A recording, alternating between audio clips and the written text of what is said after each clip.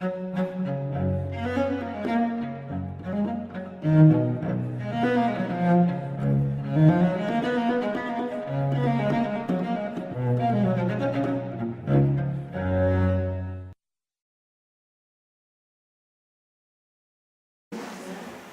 hola. ¿Verdad? Bueno, vamos a empezar o a seguir con este tema que ya habíamos adelantado la vez pasada. La vez pasada habíamos empezado a hablar de David y habíamos dicho que Jesús en su intención tenía pues esta de restaurar el reino de David o de hacerse visible o manifestarse como el descendiente de David que iba a cumplir las promesas hechas a David.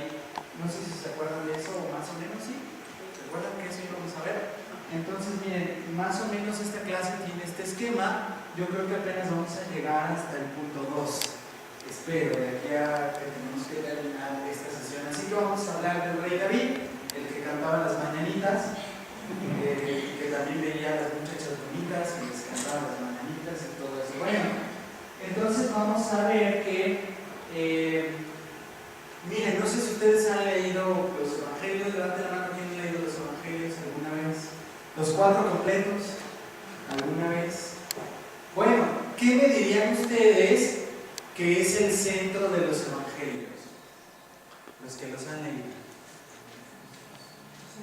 ¿De qué tratan? Sí, hablar de Jesús, pero ¿cuál es el tema ahí? ¿Nada más hablar de Jesús? ¿Es una biografía de Jesús? De cómo vivió, y sí será que nos enseñe cómo vivió Jesús. Nada más de las enseñanzas de Jesús. ¿Habrá algún tema que tengan los 4 evangelios? El anuncio del reino. Muy bien, ¿qué contestó? Ya le ponemos estrellita, ¿no? Sí, uno de los temas que domina incluso en el Evangelio de Juan es el anuncio del reino de Dios. Se ve más claro en los llamados 3 sinópticos, que son Mateo, Marcos y Lucas, así les llaman los especialistas, los sinópticos. El Evangelio de Juan lo dejan aparte, no porque esté muy mal, sino porque es diferente. A los otros 3 les llaman sinópticos porque se pueden ver con una sola mirada. Eso significa sinópticos, Mateo, Marcos y Lucas. Pero miren, tal parece que la pregunta central de los evangelios es esta: ¿es Jesús de veras el Mesías esperado? ¿Es el hijo de David en el que se van a cumplir todas las promesas que Dios ha hecho a David? Tal parece que esa es la pregunta central. Todo el drama de los evangelios está contenido en esa pregunta. Si vemos los evangelios como un drama, todo el drama tiene que ver con eso. Y si ponemos atención al Nuevo Testamento, esta misma pregunta está en las cartas de Pablo, en las cartas católicas e incluso en el libro del Apocalipsis. Jesús se presenta a Juan en el libro del Apocalipsis como el hijo de David, como el león de la tribu de Judá, y recordemos que David es de la tribu de Judá. Entonces tal parece que esa pregunta está en todo el Nuevo Testamento, desde Mateo a el libro del Apocalipsis. Y es que en la Biblia y en la literatura intertestamentaria, acabo de decir una palabrota. ¿Qué es eso de literatura intertestamentaria? ¿A qué les suena? Puede ser dentro, pero el inter también puede ser ¿qué? Hoy usamos esa palabra que nos vemos en el inter. Entonces, ¿a qué le suena intertestamentario? No necesariamente es dentro, porque eso sería intratestamentario. Entre el Antiguo y el Nuevo Testamento. ¿Cuándo se terminó de escribir el Antiguo Testamento?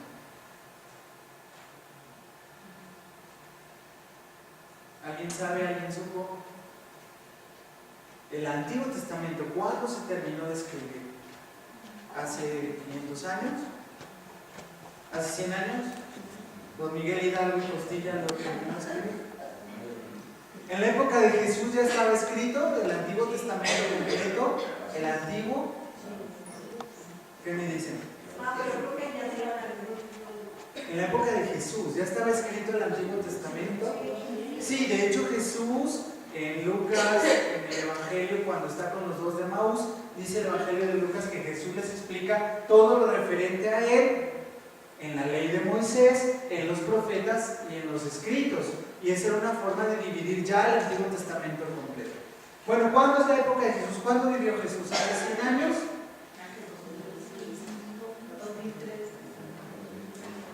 Digamos que hace 2000 años. Entonces, ¿cuándo se acabó de escribir el Antiguo Testamento? Por lo menos hace 2000 años, ¿no? Antes de Jesús, ¿cuántos años habrían pasado? O cuántos años antes de Jesús ya teníamos el Antiguo Testamento. Pues los estudiosos dirán que por ahí del año 150, por poner una fecha más o menos que la mayoría de los estudiosos estarían de acuerdo. Por ahí del año 150 antes de Cristo ya tenemos completo el Antiguo Testamento. Entonces, la literatura intertestamentaria, ¿qué es? El tiempo entre el antiguo y el nuevo. Es decir, todos los libros que se escribieron. A ver, ¿los judíos terminaron el Antiguo Testamento y ya no escribieron más? ¿O escribieron algo? ¿O dijeron, ya tenemos Antiguo Testamento, empastémoslo en pasta negra con cantos dorados, capítulos y versículos? ¿Sí será? ¿O escribieron más? No necesitan ser expertos. ¿Qué se imaginan? ¿Que sí habrían escrito más?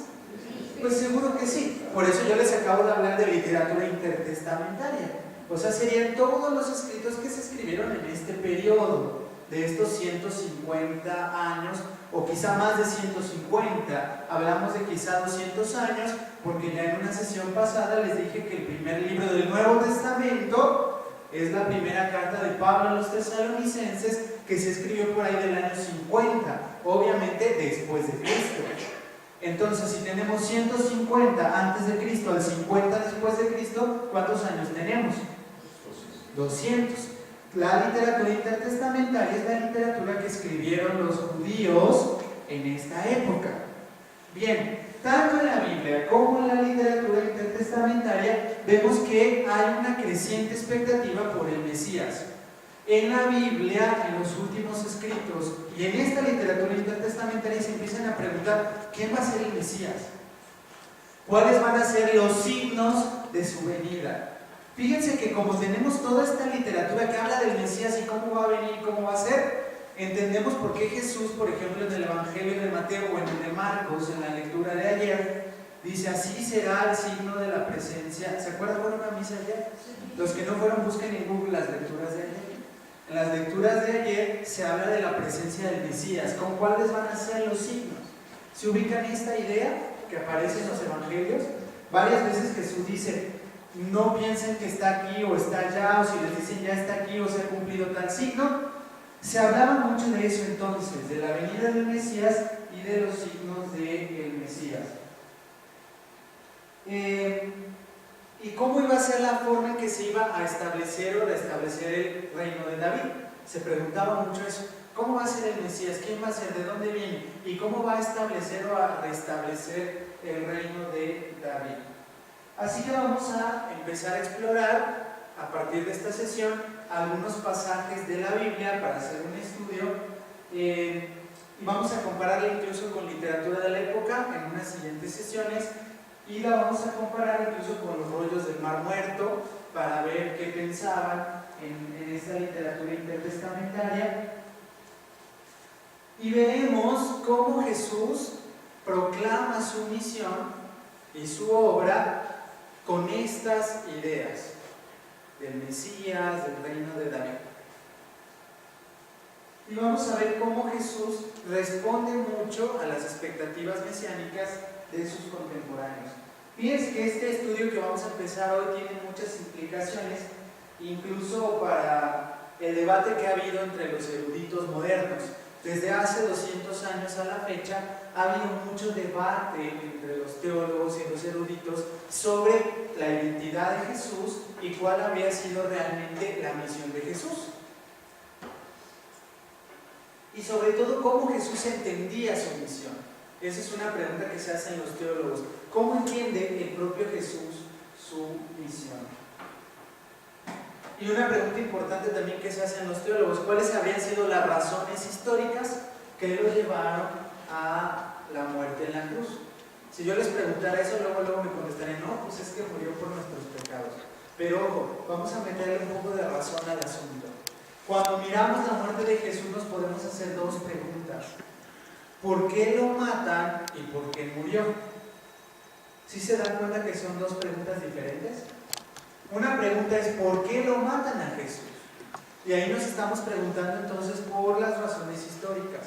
Cuando nos preguntamos por qué murió, nos estamos preguntando por las razones teológicas. ¿Vamos bien o ya me puse muy elevado? Son dos preguntas diferentes, ¿verdad? ¿Por qué lo matan y por qué murió? Si yo les digo por qué murió, es fácil, me contesta todo el mundo que ¿por qué murió? Por salvarnos, ¿por qué más? Por nuestros pecados, todo eso, ¿no? Esas son respuestas teológicas. Si yo les pregunto por qué lo mataron, ¿qué me responden?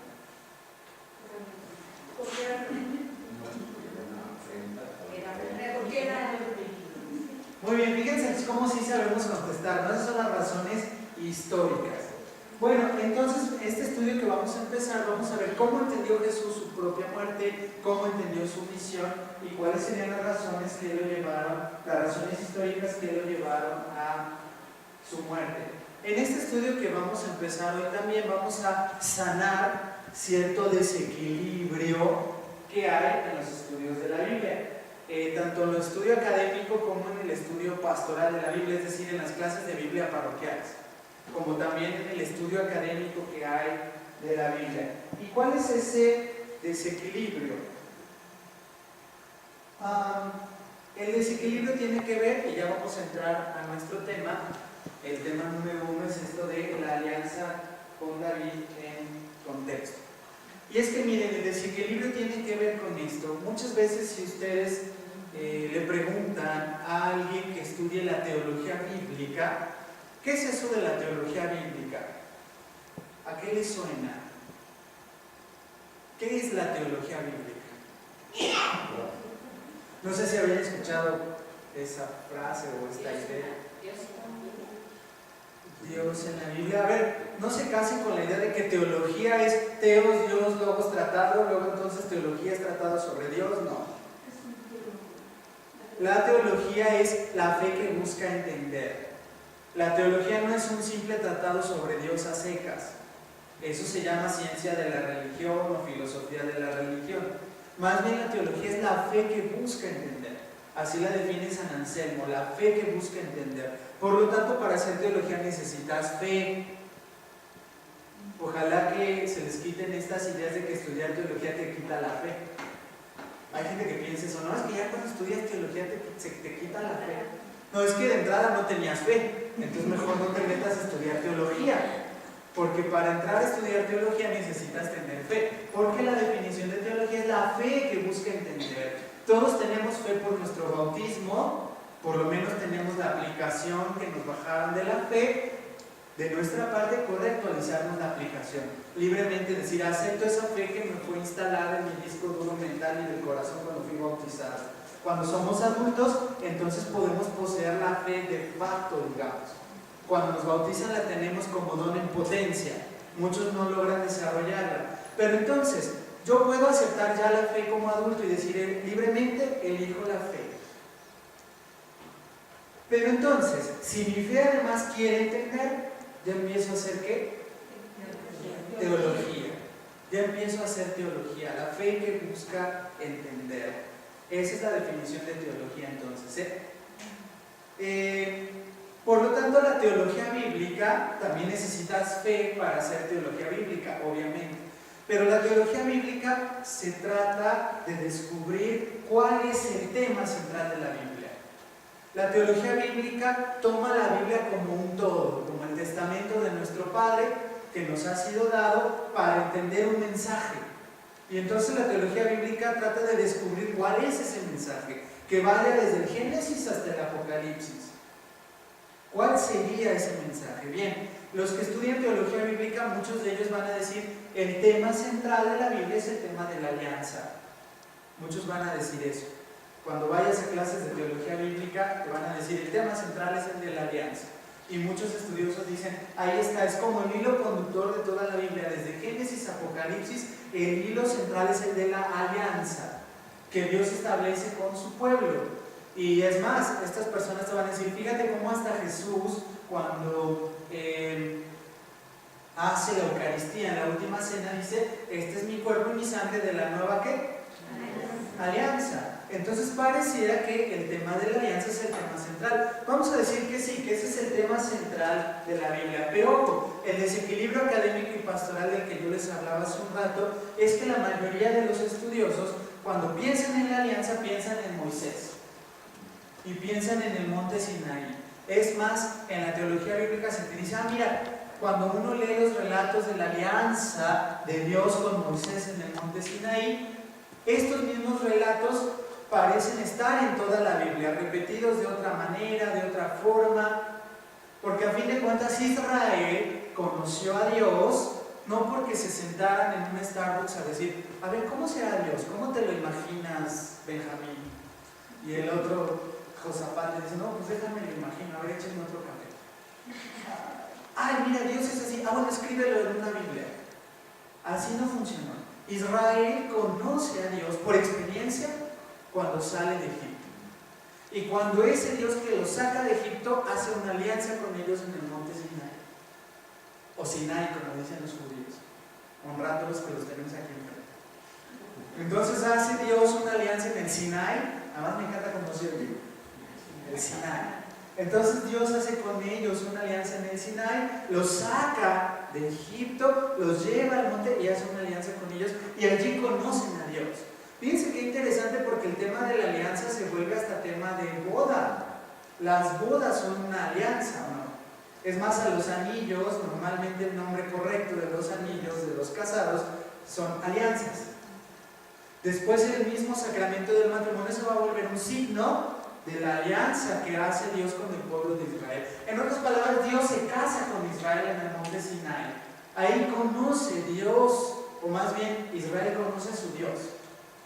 No lo conocen entonces por una especulación filosófica o una especulación teológica. No lo conocen así. Lo conocen a partir de una experiencia. Israel tiene una experiencia de Dios. ¿Sí se ve la diferencia entre experiencia y especulación? Tampoco lo conocen a Dios por una experiencia mística. No es de que igual estaban en un Starbucks y dijeron, bueno, no vemos a Dios con el café, ahora vamos a meditar, cantemos. ¿Tú qué estás viendo, Josafat? No, yo veo una luz azul.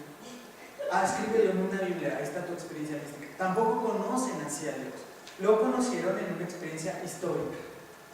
Entonces los teólogos de la Biblia te van a decir, este tema de la alianza y Dios conocido en el Sinai y Dios sacando al pueblo de Israel es lo que va a dominar toda la Biblia, incluso el Nuevo Testamento.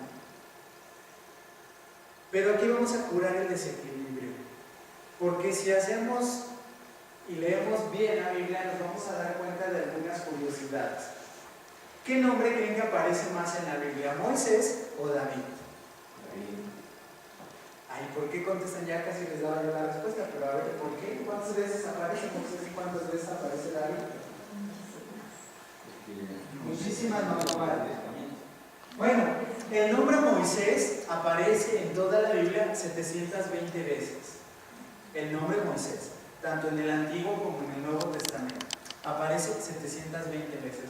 Pero el nombre David aparece 1020 veces.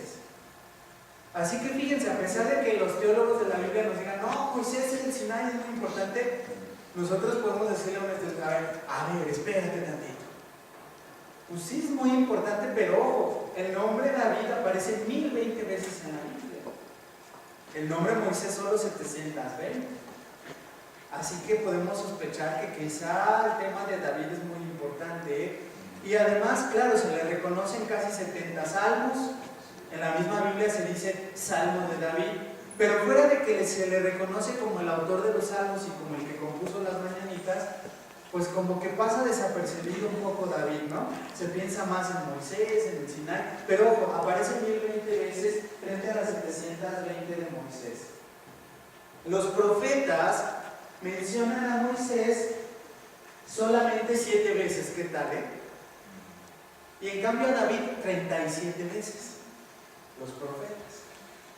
Ahora que tengan tiempito en las vacaciones de diciembre, pónganse a leer a todos los profetas en su raya, donde dice Moisés, y van a ver que solo 7 veces. En cambio, por los profetas David es mencionado 37 veces. Parece que sí es un poco más relevante que Moisés, ¿que no? Luego, la historia de David ocupa 42 capítulos de la Biblia, ¿qué tal, Y la historia de Moisés apenas unos 20 quizás. O sea, más del doble ocupa la historia de David. 42 capítulos de la Biblia. En el primer libro de Samuel, en el segundo libro de Samuel y en los libros de Reyes y Crónicas. 42 capítulos se ocupan de la vida de David. Bueno, fíjense que cuando uno lee los salmos que fueron escritos quizá en tiempos de David, o ahí se empezaron a escribir, se habla mucho del monte Sión, no se menciona el Sinai. O sea, si el Sinai fuera importante, ¿por qué en los salmos se habla más del monte Sión? El monte Sión es un terreno, es un espacio donde está emplazado el templo de Jerusalén. Recordemos, y esto nada más es un dato histórico, que la ciudad de Jerusalén no era una ciudad judía, no era una ciudad israelita.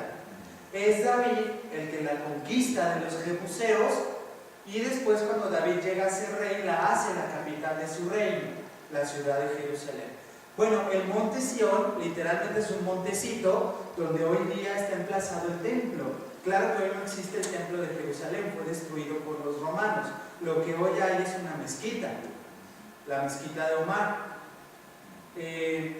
Pero en ese emplazamiento, que es el monte Sión, está donde antes estaba el templo de Jerusalén.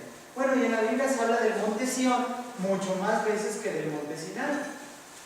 Se habla del monte Sión, que desde ahí saldrá la enseñanza de Dios, por ejemplo, en el libro de Isaías. Entonces todas las esperanzas estaban hacia el monte Sión y no hacia el Sinai. Conceptos del Nuevo Testamento como ungido. Ungido significa untado de algo. Eso en hebreo se dice Mesías o Mashiach. En hebreo así se pronuncia Mashiach. Se hace Mesías y se hace Cristo en griego. Estos conceptos están ligados a David. Cuando uno lee el Antiguo Testamento, el concepto de ungido está ligado a David. El mismo concepto de reino está ligado a David, porque la única referencia de un reino padrísimo que tenían los judíos era el reinado de David. No hay otra referencia fuera del reinado de David, por lo tanto está ligado también a David, la idea del reino. Y un último dato, el mismo escudo de Israel hoy en día no es la estrella de Moisés, sino la estrella de David. Fíjense entonces qué importante es David. Parece ser que hay un desequilibrio ahí que los estudiosos de la Biblia no se habían percatado, quizá porque ya habían descubierto el hilo negro al parecer, y entonces dijeron, no, es Moisés y la alianza. Bueno, hoy en día estudiamos un poquito más la Biblia y decimos, no, cuidado, parece ser que David es más importante. Ahora, ya que sabemos esto, hay que ver también que toda la estructura narrativa del Antiguo Testamento tiene que ver con la alianza, ya dijimos, ¿no? O sea, cómo se va narrando. Pero fíjense, todo el Antiguo Testamento lo podemos dividir en 3 grandes bloques, si quieren, o en 3 etapas o en 3 partes. Todo el Antiguo Testamento, Fíjense, ya les estoy resumiendo de qué. Si alguien les pregunta de qué trata el Antiguo Testamento, ¿qué contestarían ustedes? No, ¿de qué trata? Si lo tomamos como un libro unitario. De la alianza, ¿no? Lo acabamos de decir. ¿De qué trata? ¿De la alianza de Dios o no? Bueno, ¿sí seguimos aquí? ¿Nos seguimos comunicando? ¿Vamos bien? ¿Sí? Bueno, ¿de qué trata el Antiguo Testamento entonces? De la alianza. Muy bien, ya está. Trata de la alianza de Dios. Entonces lo podemos dividir como en 3 grandes bloques. Todo el Antiguo Testamento, Primero, arranca de la alianza que hace Dios con Adán, pero también con Noé. Esa sería la alianza que hace Dios con la humanidad completa. La alianza de Dios con Adán y con Noé sería como la primera parte. La alianza que Dios hace con Adán y con Noé es la alianza con la humanidad. ¿Sí? La alianza que Dios hace con con Abraham, arranca la historia del pueblo de Israel. La alianza que Dios hace con Adán y con Noé arranca la historia de la humanidad. La alianza que Dios hace con Abraham arranca la historia de Israel. ¿Sí ven la diferencia?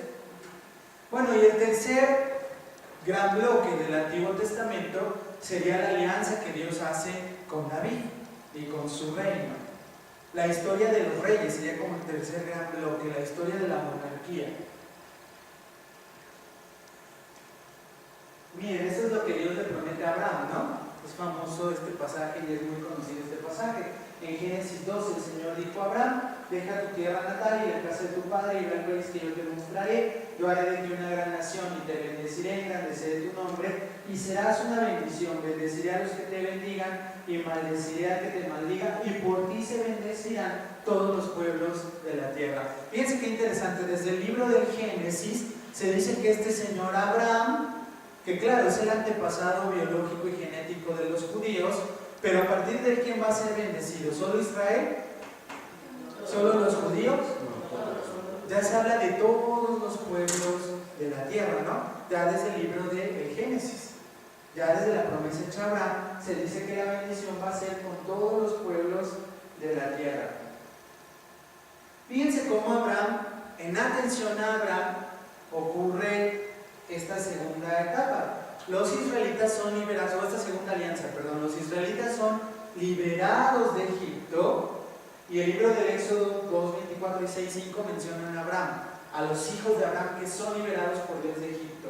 Es decir, Dios libera a ese pueblo en atención ¿a quién?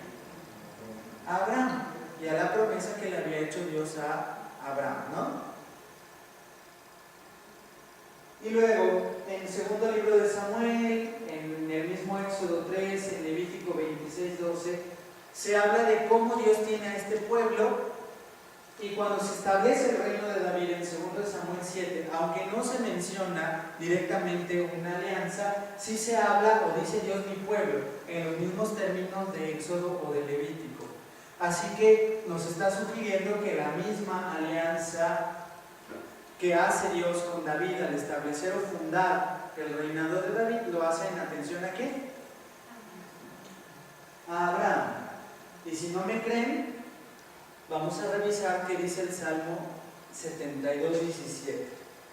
Acuérdense que los salmos fueron escritos en tiempos ¿de quién? De David. Fíjense lo que dice. ¿Se acuerdan lo que leímos de Génesis 12? Esta oración del Salmo 72 es una oración por el rey, es una bendición que el salmista hace por el rey, y habla de que el rey sea prosperado, que Dios lo bendiga, que no sé qué. Y vean lo que dice el versículo 17: que perdure su nombre para siempre y su linaje permanezca como el sol, que él sea la bendición de todos los pueblos y todas las naciones lo proclamen feliz. ¿A qué nos recuerda esto? Fíjense entonces cómo en Génesis 12, ¿quién va a ser la bendición para todos los pueblos? ¿Quién va a ser en Génesis 12? Abraham, muy bien. Y en el Salmo 72, ¿quién va a ser la bendición para todos los pueblos? El rey, ¿no? El rey davídico, o un descendiente de David. ¿Les gusta esto? Está padre, ¿no? Yo cuando estuve haciendo este estudio otra vez dije, wow, es cierto. Sí, yo sí me asombré. Y es la misma frase, ¿no? Que este rey davídico sea la bendición para todos los pueblos. Bueno, vamos ahora a un segundo punto. ¿Cómo llegó David a ser rey? Bueno, tenemos que meter en contexto todo esto.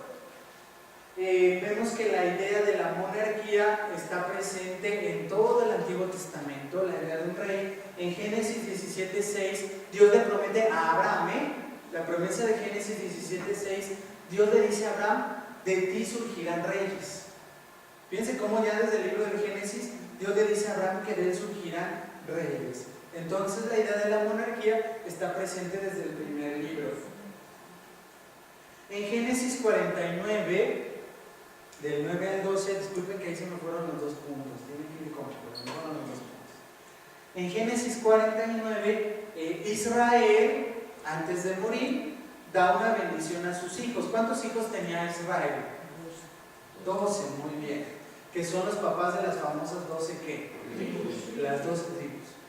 Bueno, Jacob o Israel, antes de morir, manda a llamar a sus hijos y les da una bendición.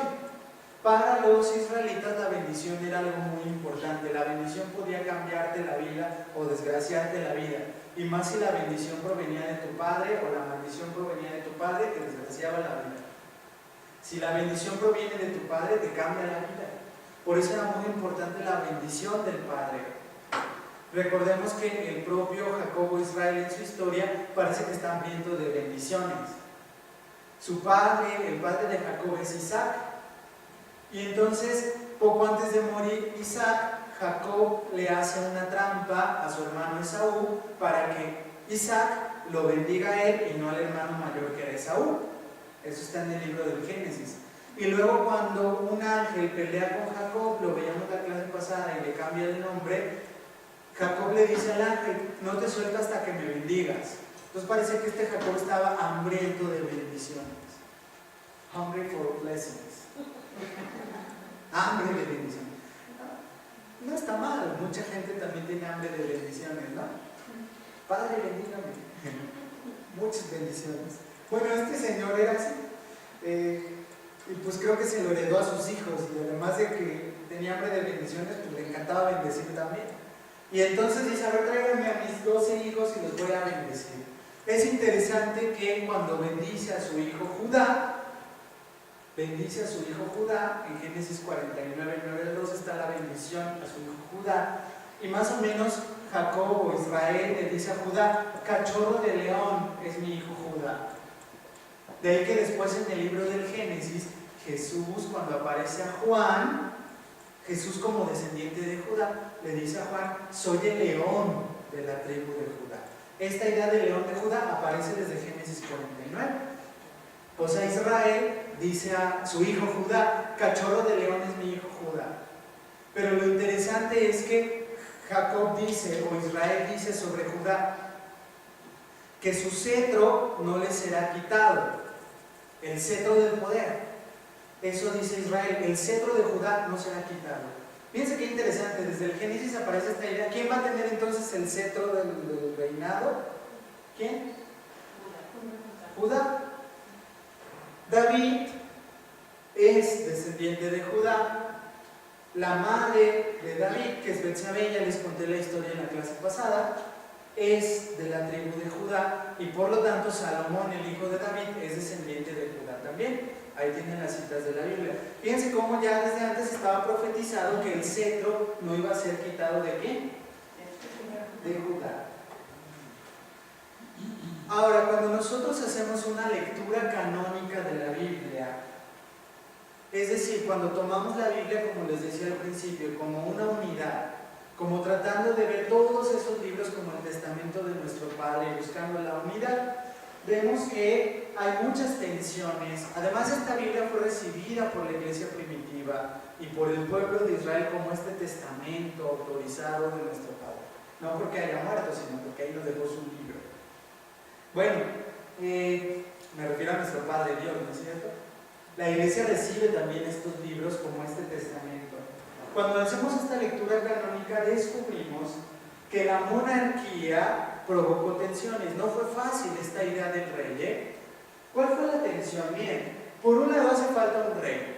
De hecho, si uno lee el libro de Jueces, se va a dar cuenta que el libro de Jueces cada rato dice, es que había un desastre en Israel porque no tenían rey.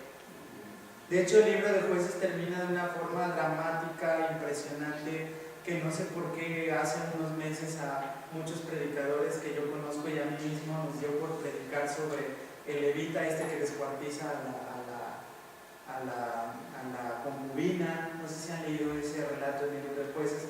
Si no lo han leído, léanlo. Es más terrorífico que cualquier historia de terror de Stephen King.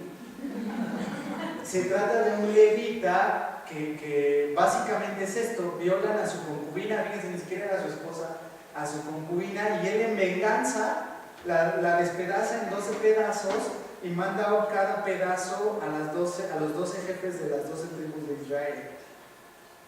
Eso está en la Biblia, ¿eh? Y cuando lo leemos decimos palabra de Dios. Bueno, pero está tan dramático que el libro del Jueces, donde está esta historia, se la pasa diciendo: esas cosas pasaban porque no había un rey. Y entonces todo el mundo hacía esos desastres. Así que los mismos israelitas se dan cuenta y no quieren ser diferentes a las demás naciones. Y de hecho, cuando van a pedirle al profeta Samuel que les unja un rey, les dice: mira, es que queremos ser como las otras naciones que tienen un rey. O sea, se sentían tan diferentes que decían: oye, no tenemos un rey. Y el propio profeta Samuel les dice: oigan, pero su rey es Dios. Y el otro dice: no, pero no queremos ser diferentes. A veces nos pasa así también a nosotros los cristianos, ¿no? Es que no quiero ser diferente. Bueno, a ellos les pasaba así también. Y a regañadientas Samuel les unge un rey. El primer rey fue Saúl, no fue David, ¿eh? El primer rey de Israel fue Saúl. Después vino David. Fíjense qué curiosa historia de la relación entre Saúl y David. David se empieza a meter a la corte del rey Saúl. De hecho, se casa con la hija, que es Mical. Se casa con la hija, y después David también tocaba el arpa para el rey Saúl. Y la Biblia dice que cuando David tocaba el arpa, se le iba el demonio que tenía el rey Saúl. ¿Se acuerdan de un descendiente de David que cuando él andaba por allí se iban los demonios?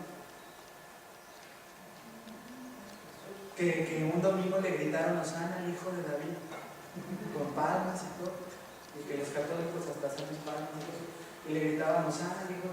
¿Y se acuerdan que cuando él estaba los demonios también se iban? ¿Sí se acuerdan de eso? Si no, lean los evangelios. Mateo 12. Bueno, que cuando andaba Jesús por ahí, ¿qué hacían los demonios? Fíjense qué historia tan curiosa, que cuando David tocaba el arpa con el rey Saúl, se le iba el demonio al rey Saúl. Bueno, un descendiente de David también echa fuera a los demonios. Pero fíjense entonces, se necesitaba un rey, pero también vemos en la Biblia cómo hay una crítica hacia el rey. Se dice en la Biblia, y los profetas muchas veces dicen, que el hecho de que haya un rey contradice la soberanía de Dios. O sea, la idea de Israel es que Dios es su rey, pero por otro lado hace falta un rey terreno que ponga orden. Entonces se nota esta tensión en la Biblia, ¿eh? Es muy honesta la Biblia, y ahí van a notar en esas citas de la Biblia esta tensión entre que necesitamos un rey y pues la presencia de ese rey contradice la soberanía de Dios. Pero consta que a pesar de todas estas motivaciones mundanas, Dios va a utilizar a ese rey para cumplir su propósito. O sea, es decir, el propio Dios como que dice: bueno, ya cállense, ahí va su rey ahora. Pero también Dios le dice: pero se aguantan, ¿eh? En muchos pasajes Dios dice: ese rey que ustedes me están pidiendo les va a subir los impuestos, los va a oprimir, va a ser un desgraciado, básicamente dice Dios, así que pues ahí les va, pero se aguantan, ¿eh? Y como que ellos dicen al profeta Samuel: sí, está bien, lo aguantamos. Ya después no aguantaban, pero bueno. Pero a pesar de todo eso, Dios va a utilizar al rey para cumplir sus propósitos. En el primer libro de Samuel 12:19 va a decir eso Dios, que es para engrandecer su nombre, que Él permite que haya un rey.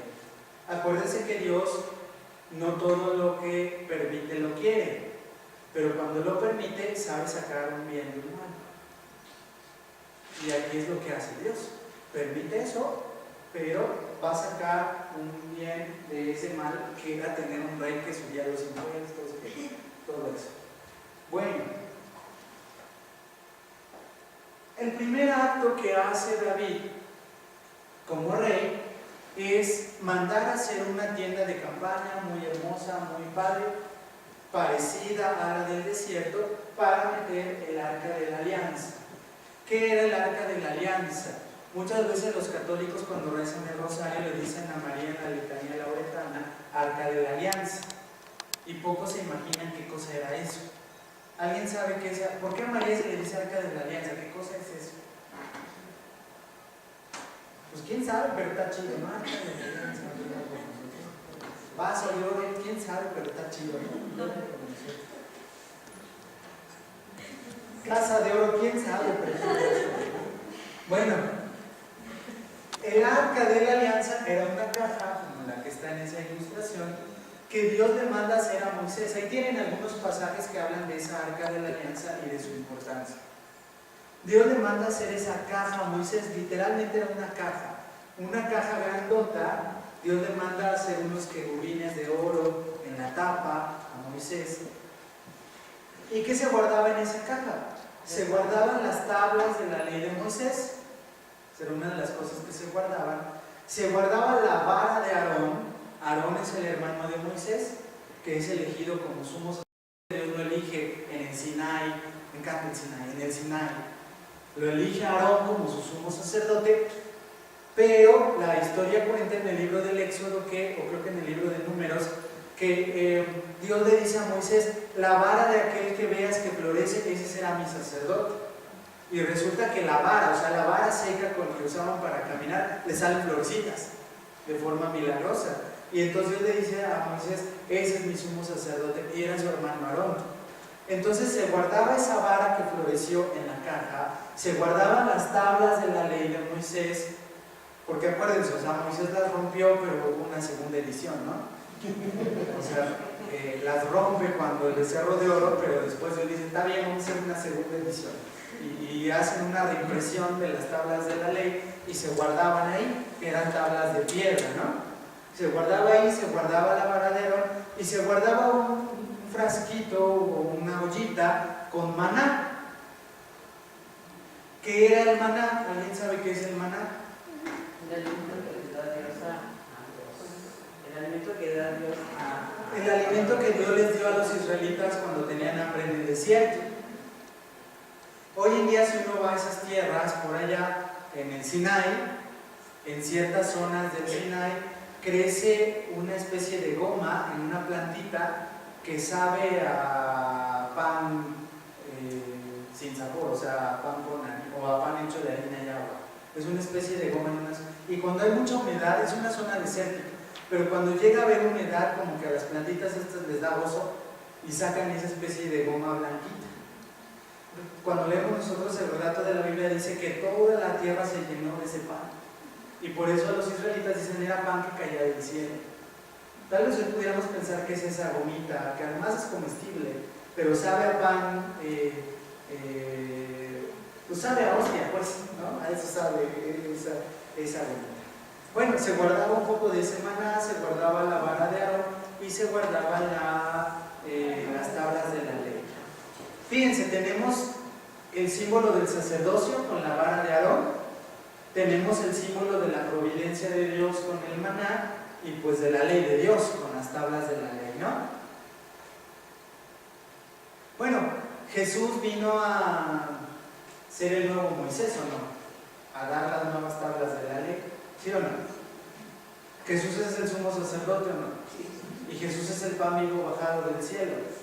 ¿Y quién contenía a Jesús en su vientre? Por eso a María se le llama ¿qué? Con esto ya pueden impresionar. Ya dicen: ¿sabes por qué a María se le llama? A ver, ¿tú qué rezas el rosario tanto? Invítame el café y te digo.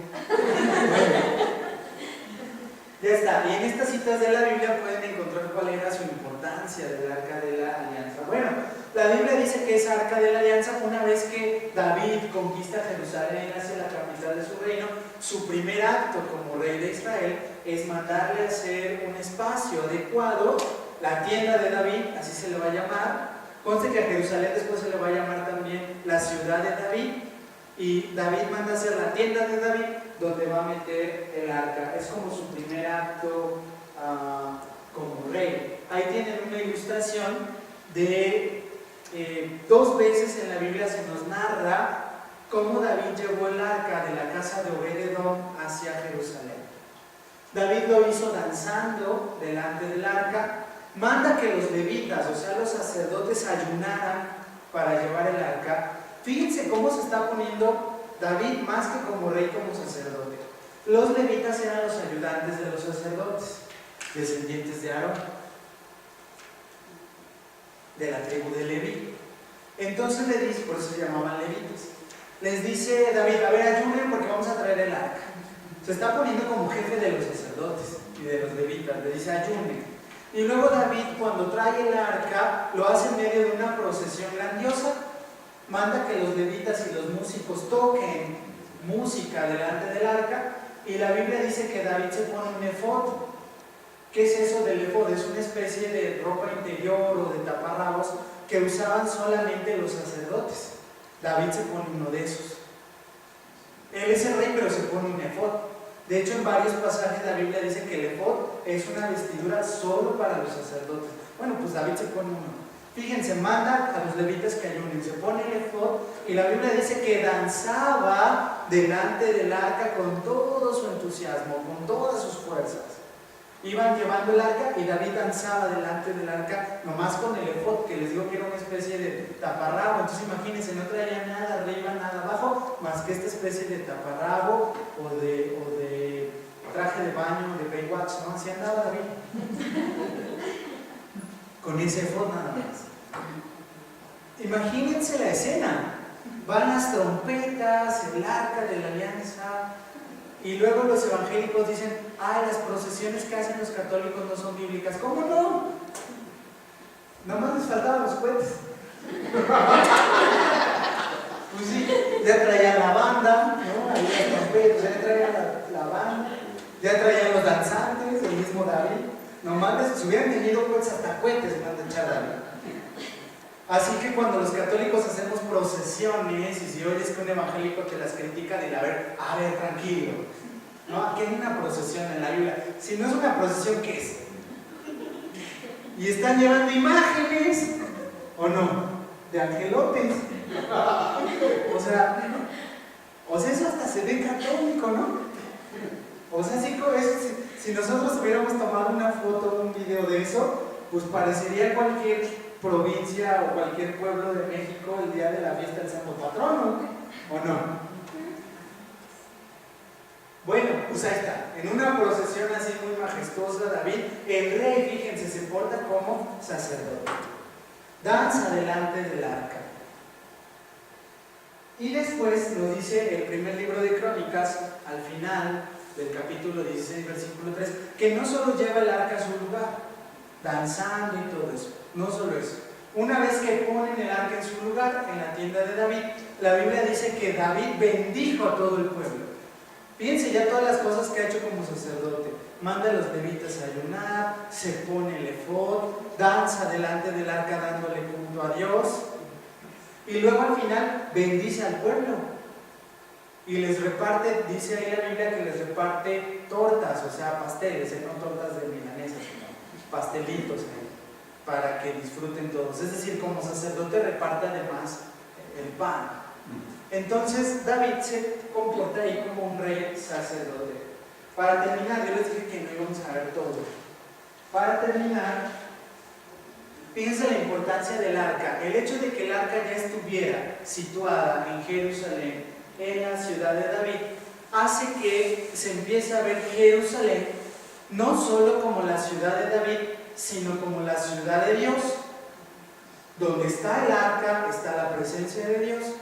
De hecho, en varios salmos se va a decir Dios que reina sobre los querubines. Cuando tú leas eso, ¿a qué querubines se está refiriendo? Entonces, cuando dice Dios que reina sobre los querubines, fíjense entonces cómo ve el pueblo de la Biblia el arca. ¿Qué cosa es el arca? Si Dios reina sobre los querubines, ¿qué cosa es el arca? A ver, un rey reina sobre su ¿qué? No, tiene un ¿qué? Un trono. Entonces sí, bueno, además me equivoqué, no dice reina, dice Dios se sienta sobre los querubines.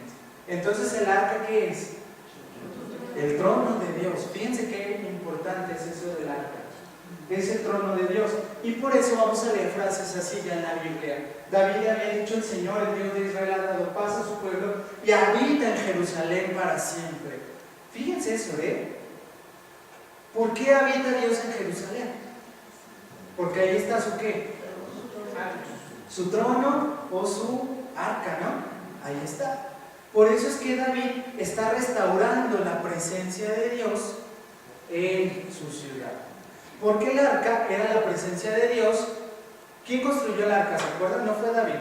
¿Quién la construyó? Moisés. ¿Y era la presencia de quién? De Dios, acompañando al pueblo de Israel en el desierto. Cuando David la trae a su ciudad, está trayendo la ¿qué? La presencia de Dios. Imagínense entonces el jolgorio y el gozo de este pueblo, ¿no? Están trayendo la presencia de Dios al traer el arca, porque es el trono de Dios, es de donde Dios le hablaba a Moisés, es su presencia, esta arca. Entonces así pasos en lancha de la presencia de Dios en la Virgen. Sí, aunque eso ya son aplicaciones marianas, porque en todo caso nosotros también seríamos arca de la alianza, porque cuando comulgamos, ¿quién está en nosotros? ¿Y no somos arca de la alianza también? Sí, ¿no? Sí, los que no se lo crean, bórrense de la lista católica, ¿eh? Porque cuando comulgamos nosotros somos el arca de la alianza, porque traemos ahí la presencia de Dios, ¿o no? Por eso es raro, eso no voy a decir en qué parroquia, pero lo cuento porque es raro. Viene la comunión, entonces en la misa todo el mundo comulga, y eso lo he visto en una parroquia que tienen por costumbre de, una vez que han comulgado, los ministros se llevan a reservar las formas consagradas al sagrario que está en la parte de atrás, pero al pasar los ministros todo el mundo se inclina. ¿Por qué no tendríamos que hacer eso? Acabo de decir que después de comulgar. Porque ¿quién es el sagrario? Además abre la puerta del sagrario y todo el mundo se inclina. Pero ¿por qué estamos perdiendo de vista que nosotros somos sagrarios, no? Una vez que comulgo, ¿dónde está el Señor? Y además me estoy perdiendo que a fin de cuentas, ok, el copón con las formas consagradas está en el sagrario, pero por mucho de oro que sea, no se santifica ese sagrario. No va a estar en el cielo. ¿O sí? En cambio, cuando yo comulgo, yo me santifico, yo voy a estar en el cielo, yo soy el arca de la alianza. Por eso yo debiera estar inclinado hacia mí, digamos, no hacia el Santísimo. Por eso es raro también que comulgues y se vayan al Santísimo. O sea, es así como si Jesús dijera, o sea, hello, estoy adentro de ti, o sea, ¿no? No sé si me explico.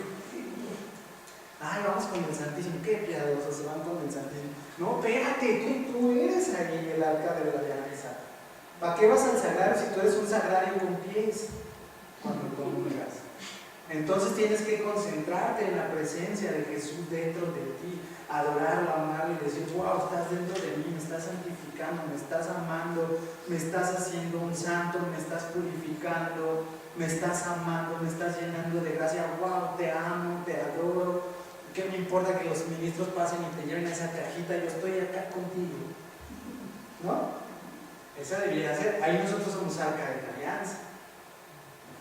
Bueno, ahí vamos a dejar mis queridos, porque ya para no irnos tan tarde. Vamos a ver para la siguiente beta, profecía de Natal.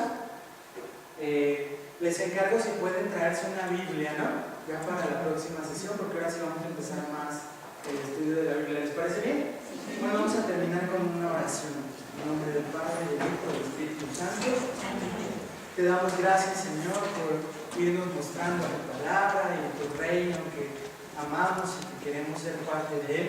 Te pedimos que nos llenes de amor por tu reino. Padre nuestro que estás en el cielo, santificado sea tu nombre, venga a nosotros tu reino, hágase tu voluntad en la tierra como en el cielo. Danos hoy nuestro pan de cada día, perdona nuestras ofensas, como también nosotros perdonamos a los que nos ofenden. No nos dejes caer en tentación y líbranos del mal. Amén. Alégrate María, llena eres de gracia, el Señor es contigo.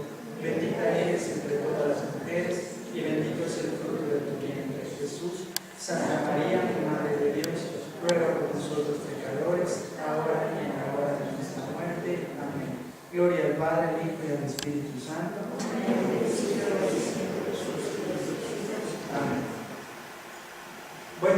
vemos el próximo lunes.